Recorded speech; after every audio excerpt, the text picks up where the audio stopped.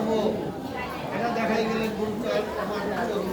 অনেক অনেক ইতিহাস সারাদিন বই নষ্ট হবে না। আমি আজকে ব্যবসায়ী মহাদামে আগ্রহ করেছি, এসেছি আপনাদের সঙ্গে সঙ্গ করলাম, বড় আনন্দ পেলাম।